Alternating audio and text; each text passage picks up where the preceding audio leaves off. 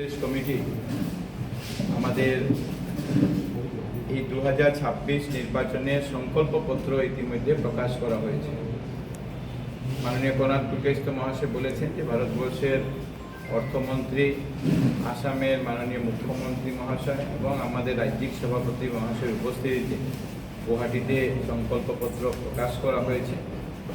আর এটার বাংলা যে ভার্সন, এটা বরাক উপত্যকার জন্য এটা আমরা আজকে আপনাদের এই সাংবাদিক সম্মেলনের মাধ্যমে এটা আমরা প্রকাশ করছি। এবার ভারতীয় জনতা পার্টি 31টি সংকল্প আসামের মানুষের জন্য আগামী 5 বছরের জন্য আমরা 31টি সংকল্প নিয়েছি।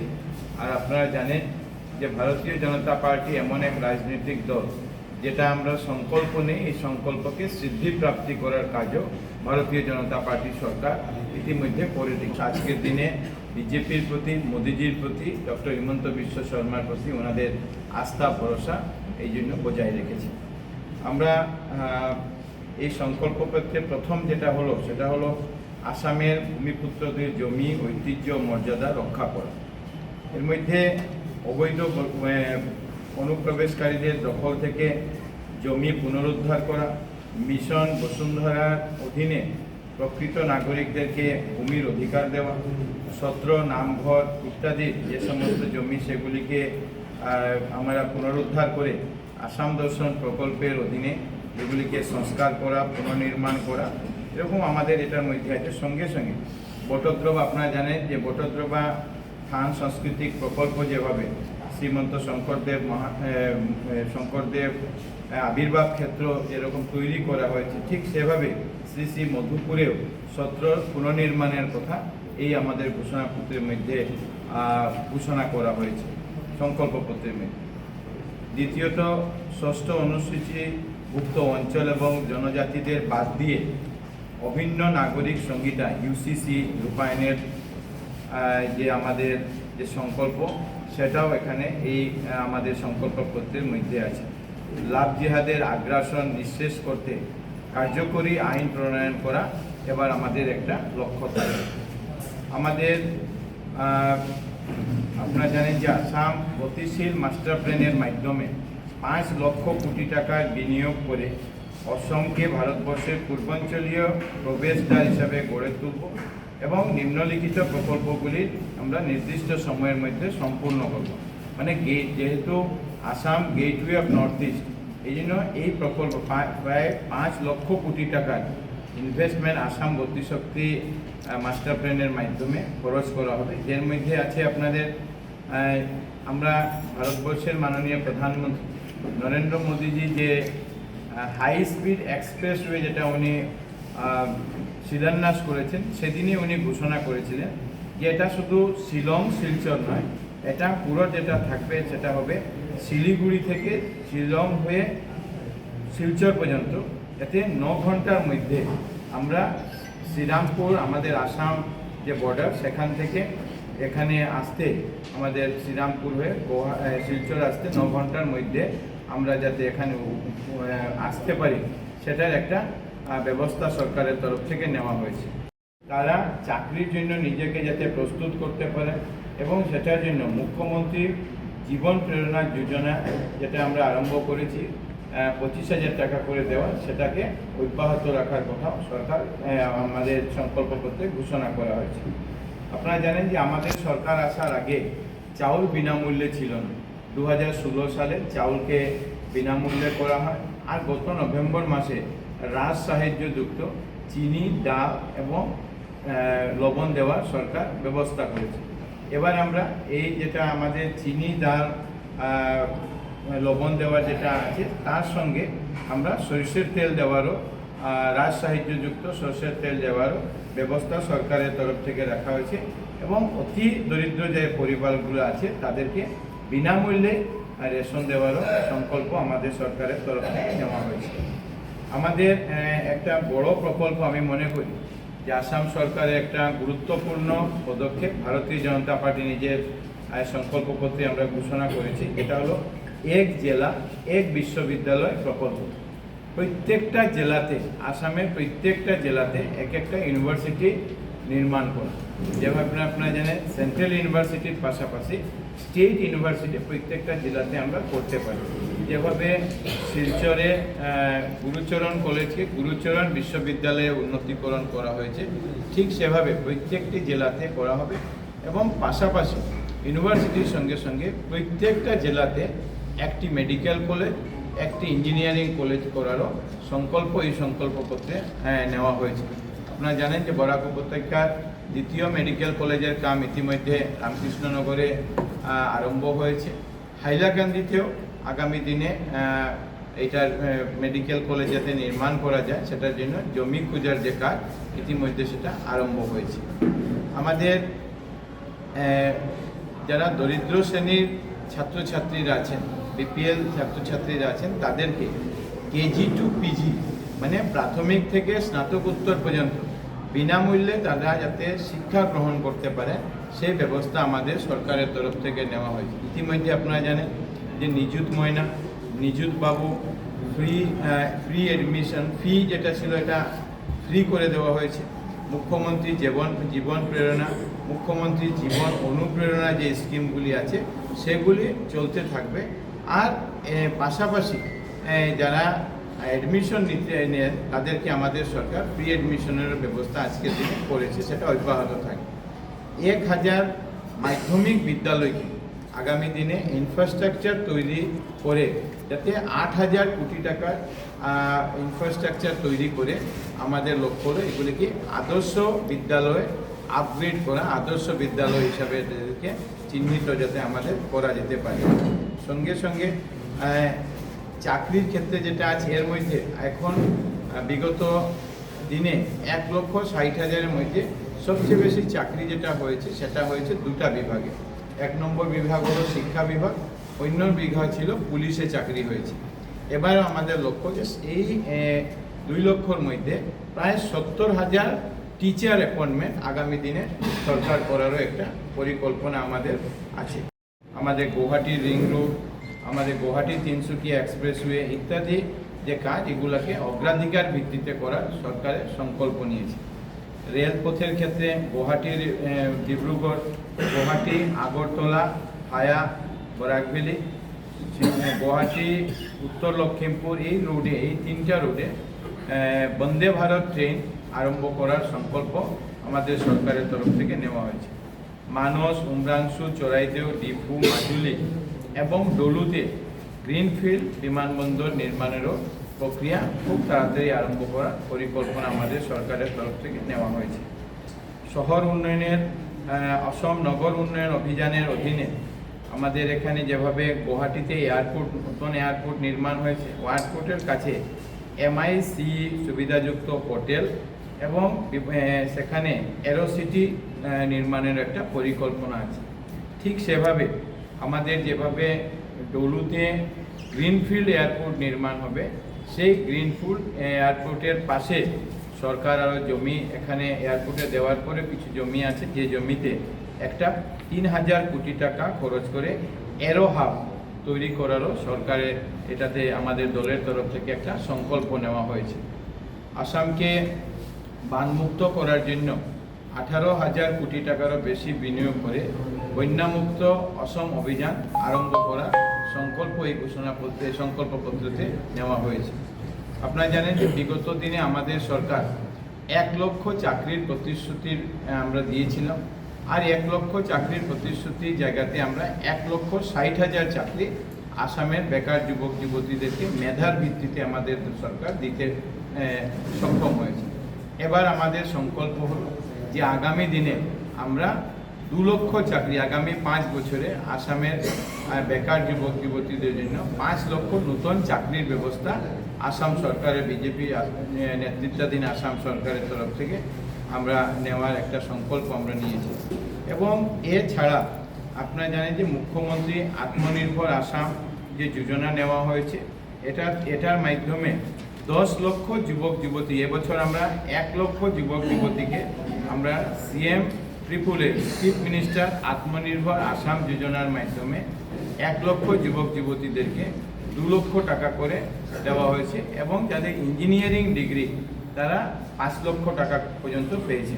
এবার নতুন লক্ষ্য হল আমাদের যে 10 লক্ষ যুবক যুবতীদেরকে সর্বোচ্চ ধনরাশি 5 লক্ষ আর নিচে 2 লক্ষ যেটা আমরা পাই দেওয়া হয়, সে একটা সংকল্প এটাতে নেওয়া হয়। পর্যায়ক্রমে 1000 টাকা, আজকের দিনে 1250 টাকা। আমাদের আসামে 40 লক্ষ মহিলাকে প্রত্যেক মাসের 10 তারিখে তাদের অ্যাকাউন্টে এই টাকা আমাদের সরকারের তরফ থেকে দেওয়া হয়। আর এটাও একটা জিনিস যে নির্বাচনমুখী নয়, অনেকে এটাকে নির্বাচনমুখী বলেন, কিন্তু আপনারা জানেন যে নির্বাচনমুখী নয়, এটা প্রত্যেক মাসের 10 তারিখে এদের অ্যাকাউন্টে এই টাকাটা যায়। মুখ্যমন্ত্রী মহাশয় এবার বিহুর বিশেষ উপহার হিসাবে আবার সবাইকে এই 40 লক্ষ হিতাধিকারীকে এককালীন গত 10 মাস 9,000 টাকা করে তাদের অ্যাকাউন্টে দেওয়ার ব্যবস্থা হয়েছে। এবার আমাদের লক্ষ্য হলো যে আমরা এই যে 40 লক্ষের সঙ্গে আরও 15 লক্ষ যাতে আমরা দিতে পারি। টোটাল 40 লাখ প্লাস আরও 15,000 যারা বাদ পড়েছেন যদি কোনো পরিবার, সেই পরিবারগুলিকে আমরা দিতে পারি, সেই ব্যবস্থা একটা এটাতে নেওয়া হলো। এবং সঙ্গে যেটা 1250 টাকা আছে এটাকে বৃদ্ধি করে 3,000 টাকা করে প্রত্যেক মাসে অরুণোদয় বেনিফিশিয়ারিকে দেওয়ার একটা সংকল্প এটার মধ্যে নেওয়া হয়েছে। আপনারা জানেন যে আমরা 35 লক্ষ আত্মসহায়ক গোষ্ঠীর যারা সদস্যরা আছেন তাদেরকে আমাদের 10,000 টাকা ফার্স্ট ইনস্টলমেন্ট দেওয়া হয়েছে, যাতে তারা নিজে উদ্যমের সঙ্গে কোনো কাজ করে নিজেকে স্বনির্ভর করতে পারে। এবার আমাদের লক্ষ্য এটার সঙ্গে যুক্ত করে আরও 25,000 টাকা, সেকেন্ড ইনস্টলমেন্টের যে 25,000 টাকা, এই 25,000 টাকা আমরা এবছর এদেরকে দেওয়া, এবং টোটাল এটার মাধ্যমে যাতে লক্ষ্য হল একটা যে আসামে 40 লক্ষ এসএসজির মহিলাদেরকে যাতে আমরা লাখপতি দিদি বানানোর যে প্রধানমন্ত্রী মহাশয়ের যে সংকল্প, সেই সংকল্পের দিকে যাতে আমরা নিয়ে যেতে পারি, এই সংকল্পপত্রে ঘোষণা করা হয়েছে। আসাম সরকার আপনারা জানেন যে যখন আমাদের প্রথম সরকার আসে মাননীয় শ্রী সর্বানন্দ সোনোয়ালের নেতৃত্বে, তখন একটা ঘোষণা হয়েছিল যে মুখ্যমন্ত্রী সমগ্র গ্রাম উন্নয়ন যোজনা একটা নেওয়া হয়েছিল, CMSGY একটা যোজনা নেওয়া হয়েছিল, এবং প্রত্যেকটি গ্রামে একটা পাওয়ার টিলার দিয়ে যাতে কৃষকদের আয়কে আমরা দ্বিগুণ করতে পারি, সে লক্ষ্য একটা নেওয়া হয়েছিল। আমরা এটাতে প্রায় অনেক কৃষকরা এটা থেকে উপকৃত হয়েছে। আজকের দিনে আমরা বলতে পারি এবার আমাদের লক্ষ্য হলো যে প্রায় এই যোজনার অধীনে, মুখ্যমন্ত্রীর সমগ্র গ্রাম উন্নয়ন যোজনার অধীনে 10,000 কৃষককে ট্র্যাক্টর কেনার জন্য 3 লক্ষ করে রাজ সাহায্য আমরা দেব। 10,000 কৃষককে ট্র্যাক্টর কেনার জন্য 3 লক্ষ টাকা করে রাজ সাহায্য মানে সাবসিডি আমাদের তরফ থেকে দেওয়া হবে। আর 50,000 কৃষককে পাওয়ার টিলার কেনার জন্য আমরা 1 লক্ষ টাকা করে তাদের দেওয়ার একটা পরিকল্পনা, সংকল্প আমাদের এটাতে নেওয়া হয়েছে। আর 25 লক্ষ গরিব পরিবারকে 2টা করে দুগ্ধবতী গাভী দেওয়ারও পরিকল্পনা এই সংকল্পপত্রে নেওয়া হয়েছে। লক্ষ্য একটাই যে আমাদের কৃষির দিকে, এগ্রিকালচারে আসামকে যাতে আমরা স্বনির্ভর করতে পারি, এগ্রিকালচারের দিকে আসামকে যাতে ডাবল ক্রপিংয়ে আমরা নিতে পারি, যাতে ডাবল ক্রপিং আজকের দিনে সিঙ্গল ক্রপিং হয়, সিঙ্গল ক্রপিংয়ের পরে ডাবল ক্রপিং, ডাবল ক্রপিংয়ের পরে মাল্টিপল ক্রপিং, যেটা আজকে দিনে পাঞ্জাব, হরিয়ানা, উত্তরপ্রদেশ, মধ্যপ্রদেশে যেটা হয়, আমাদের কৃষককে সেই জায়গায় নিয়ে আমরা যাতে এগিয়ে নিতে পারি। 30,000 35,000 লোক বেরিয়ে এসে মুখ্যমন্ত্রী মহাশয়কে বিজেপির প্রতি আস্থা, মুখ্যমন্ত্রীর প্রতি আস্থা প্রকাশ করে, এটা থেকে আমরা বোঝা যায়। এবং এরপরে বিকালবেলা শিলচরে যেটা রোড শো হয়েছে, শিলচর এবং উধারবন 2 সমষ্টিকে নিয়ে, আমি মনে করি এটা রোড শো ছিল না, শিলচরে যেটা একটা জনসমুদ্রের রূপ সেটা সেদিন নিয়েছিল। এবং এটা থেকে এটা বোঝা যায় যে বরাক উপত্যকার মানুষ এবছর একতরফাভাবে ভারতীয় জনতা পার্টির সঙ্গে আছে। আমাদের বিশ্বাস যে 91-এ আমাদের যে ছিল, আমরা 15-র মধ্যে 9টি আসন জিতেছিলাম, এবার সেই রেকর্ড আমরা ভারতীয় জনতা পার্টি NDA সেই রেকর্ড এবার বরাক উপত্যকাতে নতুন রেকর্ড তৈরি করবে। আমাদের ভারতবর্ষের গৃহমন্ত্রী শ্রী অমিত শাহজি আগামী পরশুদিন ওনার 3টা কার্যক্রম আছে। আগামীকাল উনি শিলচরে, রাত্রেবেলা উনি শিলচরে আসবেন। 7 তারিখে সকালবেলা উনি শ্রীভূমি জেলার পাথারকান্দিতে ওনার প্রথম জনসভা আছে, দ্বিতীয় জনসভা হাইলাকান্দিতে আছে, আর এর পরের জনসভা শিলচর এবং উধারবন সমষ্টিকে নিয়ে শিলচরে পুলিশ প্যারেড গ্রাউন্ডে 12টার সময় ওনার সভা 12:30টার সময় ওনার সভা অনুষ্ঠিত হবে। এবং এটাই আমাদের এই নির্বাচনের শেষ যে কার্যক্রম আমাদের গৃহমন্ত্রীজির নেতৃত্বে আমরা শেষ করব। আর আজকের দিনেও আমাদের সাংসদ, গায়ক মনোজ তিওয়ারিজিরও বিভিন্ন জায়গাতে কার্যক্রম আছে। মণিপুরের মুখ্যমন্ত্রী খেমচান্দজিরও আজকের দিনে দুটো সভা আমাদের এখানে আছে। তো পুরোপুরি বরাক উপত্যকা আজকের দিনে যেটা পরিস্থিতি বিজেপির অনুকূলে আছে। মানুষ আবার চাইছেন যে ভারতীয় জনতা পার্টি সরকারে আসুক, বরাক উপত্যকার যে উন্নয়ন আরম্ভ হয়েছে সেই উন্নয়নকে যাতে আমরা আরও এগিয়ে নিতে পারি। সবাইকে ধন্যবাদ। হিমন্ত বিশ্ব শর্মা মহাশয়ের নেতৃত্বে আজকের দিনে আসাম পেডি প্রক্রিয়ারমেন্টে একটা গুরুত্বপূর্ণ জায়গায় আমরা পৌঁছতে পেরেছি। গত বছর আমরা 8.5 লক্ষ মেট্রিক টন পেডি প্রক্রিয়ারমেন্ট করতে আমরা সক্ষম হয়েছি। আর আসাম সরকার, কেন্দ্র সরকারের যে এমএসপি, তার সঙ্গে আসাম সরকারও যে আমাদের একটা টপ আপ সাবসিডি দেওয়ারও কাজ চলছে, সেটাকে আমরা অব্যাহত রাখব। আসাম সরকারের তরফ থেকে কুচ রাজবংশী, টাই, আহোম আদিবাসী, চা জনজাতি, চুতিয়া, মরান, মটক এই 6 সম্প্রদায়কে জনজাতিকরণ করার ক্ষেত্রে মন্ত্রী গোষ্ঠীর যে পরামর্শ সেটা কেন্দ্রীয় সরকারকে সক্রিয় পাঠানো হবে এবং আমরা কেন্দ্রীয় সরকারের সক্রিয়ভাবে অনুসরণ করব। কেন্দ্র সরকারের যে গাইডলাইন সেটাকে অনুসরণ করে এটাকে এগিয়ে নেওয়া হবে। সঙ্গে সঙ্গে আমাদের বরাক ভ্যালিতে আমাদের এখানে বিষ্ণুপ্রিয়া মণিপুরী, বর সমাজ, রাজভর সমাজ, সবর, সতনামী এবং কিরান শেখ যারা আছেন, এই 60টা সম্প্রদায়কে আমাদের ওবিসি সেন্ট্রাল ওবিসিতে অন্তর্ভুক্ত করার জন্য আসাম সরকারের তরফ থেকে রিকমেন্ডেশন করারও সিদ্ধান্ত নেওয়া হয়েছে।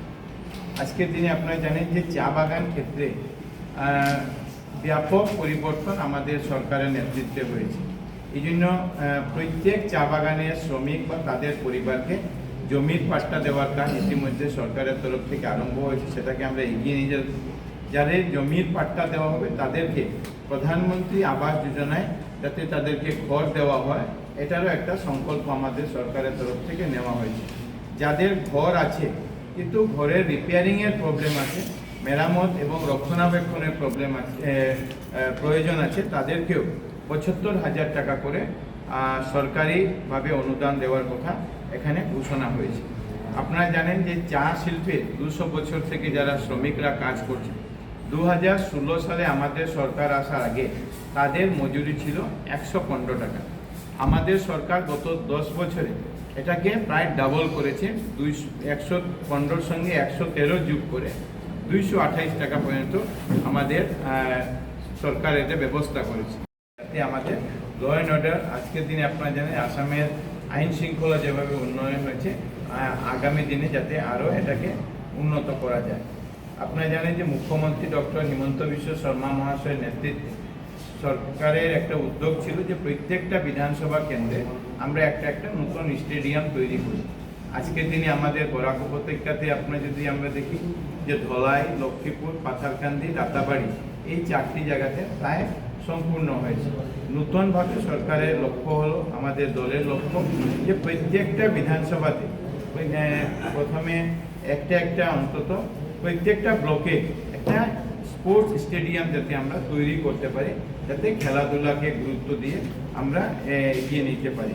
প্রতিভাবান ক্রীড়াবিদদের জন্য ক্রীড়াবৃত্তি, স্পোর্টস পেনশন এর ব্যবস্থা সরকার আরও ভালোভাবে এটাকে নেওয়ার একটা পরিকল্পনা নিয়েছে এবং নিয়মিতভাবে খেল মহারণ, যে আপনারা জানেন যে 2বার আমরা করেছি, খেল মহারণকে প্রতি বছর এগিয়ে নেওয়ার কাজ আরম্ভ করা হয়েছে। এখানে ডিব্রুগড় সচিবালয়, ডিব্রুগড় বিধানসভা খুব তাড়াতাড়ি যাতে করার পরিকল্পনা যেটা সরকার নিয়েছে সেটাকে সম্পূর্ণ করা এবং বরাক উপত্যকাতে আসাম সচিবালয়, বরাক উপত্যকা শিল্প যেটা নির্মাণ হয়েছে সেটাকে পূর্ণকালীন কার্যক্রম পরিচালন সুনিশ্চিত করা।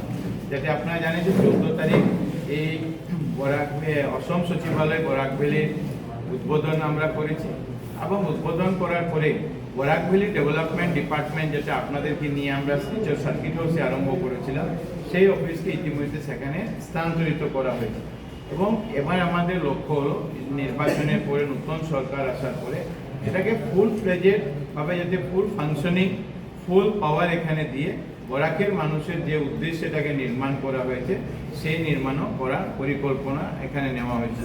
এখানে নতুন নতুন আরও কিছু পরিকল্পনা মুখ্যমন্ত্রী মহাশয় নিয়েছে, সেগুলোকে যাতে আমরা বাস্তব রূপ দিতে পারি। শ্রীভূমিতে রামকৃষ্ণনগর মেডিকেল কলেজের কাজ চলছে। আজ এর সঙ্গে সঙ্গে শ্রীভূমিতে এইমসের একটা স্যাটেলাইট সেন্টার যাতে একটা তৈরি করা যায় সেটারও একটা পরিকল্পনা নেওয়া হয়েছে। এবং ডলু এয়ারপোর্ট যেটা আছে, খুব তাড়াতাড়ি ডলু এয়ারপোর্টকে কাজ আরম্ভ করে যাতে আমরা এটাকে ফাংশনিং করতে পারি। এরকম 31টি সংকল্প ভারতীয় জনতা পার্টির তরফ থেকে নেওয়া হয়েছে।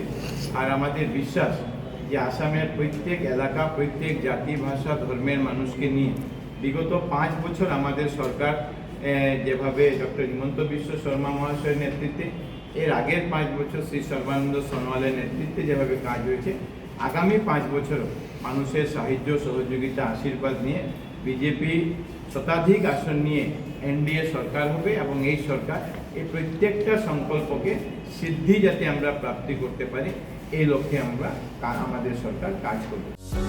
যিকোনো খবৰৰ বাবে যোগাযোগ কৰক আমাৰ এই নম্বৰত 9181 307 2221।